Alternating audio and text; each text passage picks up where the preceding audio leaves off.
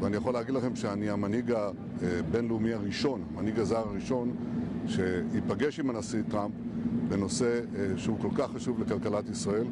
יש דור גדול מאוד של מנהיגים שרוצים לעשות זאת ביחס לכלכלות שלהם.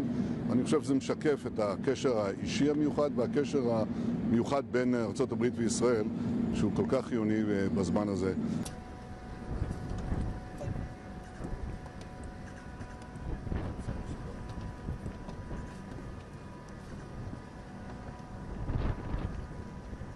שלום.